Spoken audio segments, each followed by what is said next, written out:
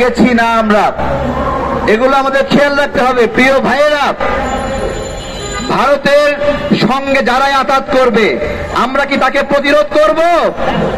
প্রতিরোধ করব? আমরা প্রতিরোধ করব না? আমরা জামাতকে স্পষ্টভাবে বলছি, 28 আগস্ট আপনারা যে বক্তব্য দিয়েছেন স্মরণ করে দিচ্ছি, ওই বক্তব্য আপনারা প্রত্যাহার করবেন। বাংলাদেশে ভারতের সহযোগিতা নিয়ে আমরা কাউকে রাজনীতি করতে দেব না, আমরা প্রতিরোধ করব। আজকে একটা কথা বলি, শেখ হাসিনার সময়ে দাড়ি এবং টুপি দেখলে মানুষের উপর নিপীড়ন হয়েছে। একবারও প্রশ্ন করেছেন কেন এই নিপীড়ন হয়েছে? বলেন তো। শুধুমাত্র জামাতের কারণে হয়েছে এটা। আমাদের দুর্ভাগ্য কি জানেন? আমাদের বাংলাদেশে একটা ইসলামিক দল নাই শক্তিশালী, যারা স্বাধীনতার পক্ষের শক্তি। দুঃখ, যে কারণে ওই জায়গায় অ্যাঙ্গেল করে করে দাড়ি এবং টুপিওয়ালা মানুষগুলোকে আক্রমণ করা হয়েছে। এছাড়া অন্য কোনো কারণে কেউ বলতে পারবে না তাবলিগ জামাত করার কারণে তার উপর আক্রমণ হয়েছে, হেফাজতে ইসলাম করার কারণে আক্রমণ হয়েছে। জামাত এমন একটা রাজনৈতিক ন্যারেটিভের উপর রাজনীতি করে যে ন্যারেটিভের কারণে দাড়ি এবং টুপিওয়ালা মানুষগুলোর উপরে এই নির্যাতন হয়েছে। আমরা এগুলো গভীরভাবে যদি পর্যালোচনা না করি তাহলে আমাদের ইসলাম যেরকম আক্রান্ত হবে তেমনি আমাদের দেশ আক্রান্ত হবে। গত কয়েকদিন যাবৎ একটা গল্প ছড়ার চেষ্টা করা হচ্ছে যে মুক্তিযুদ্ধে 2000 মানুষ নিহত হয়েছে। আমি পিনাকি ভট্টাচার্যকে বলছি, আপনি তো আলোচনা এমন এক জায়গায় নিয়ে যাবেন যে মুক্তিযুদ্ধ নামে কোনো যুদ্ধই বাংলাদেশে হয় নাই, কারণ লক্ষ লক্ষ শহীদের সংখ্যা নামিয়ে 2000-এ নামিয়ে নিয়ে এসেছেন। 10 বছর পরে বলবেন বাংলাদেশে কোনো যুদ্ধই হয়েছিল না। আরো বলবেন যে জামাত মুক্তিযুদ্ধের সপক্ষের দল, আর বলবেন গোলাম আজম বাংলাদেশের একজন বীর শ্রেষ্ঠ। এইরকম একটা তৎপরতা। আমি জাতীয়তাবাদী দল বিএনপিকে বলবো, মুক্তিযুদ্ধের বিষয়ে কোন রকম ছাড় দেবেন না।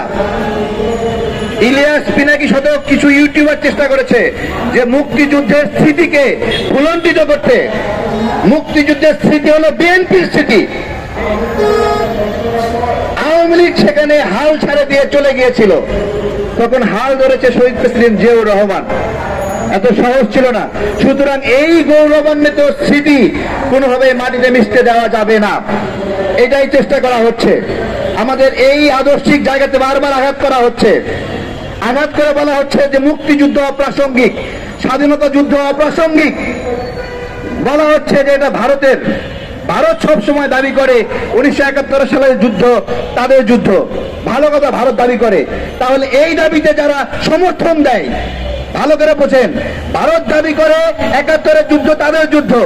এই দাবিকে যারা সমর্থন করে তারা ভারতের দালাল নাকি? তাই না? জামাত যদি বলে 71-এর যুদ্ধ ভারতের যুদ্ধ, তাহলে জামাত ভারতের দালাল নাকি? তাই না?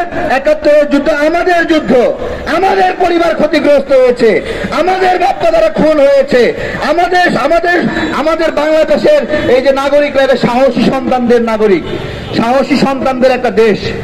এই সাহসী সন্তানরা কোনো সময় আপোষ করেনি। আপনারা ভালো করে দেখেন যে ব্রিটিশদের বিরুদ্ধে লড়াই, সেই লড়াইয়ে গান্ধী সাহেবরা তারা হলো অহিংসা আন্দোলন করেছে, কিন্তু প্রথম সহিংস আন্দোলন শুরু হয়েছে চট্টগ্রাম থেকে।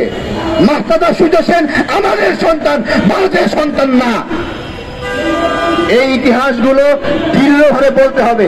আমাদের লড়াইয়ের কথা আমাদেরকে বলতে হবে।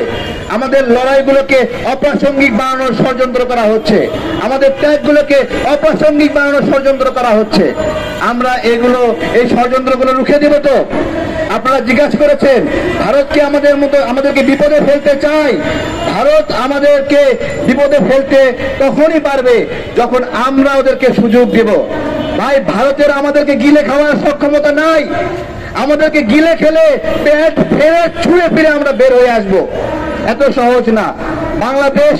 বাংলাদেশের সাথে ভারত যদি যুদ্ধ শুরু করে, পাকিস্তানের সাথে যুদ্ধ শুরু করে, ভারত কোনোদিন জিতে নাই কোনোদিন। জিতছে কোনো যুদ্ধে কে দেখাতে পারবে?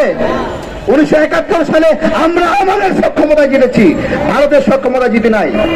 এবং আমরা বলছি, ভারত যদি বাংলাদেশের সঙ্গে যুদ্ধ শুরু করতে চায়, ওই যুদ্ধ আজীবন শেষ করতে পারবে না ভারত, আমরা বলে দিচ্ছি। এবং ভারত ভেঙে খান খান হয়ে যাবে। তাদের দাঁত দিয়ে আমাদেরকে যদি কামড়াতে চায়, সমস্ত দাঁত আমরা ভেঙে গুরমার করে দিব।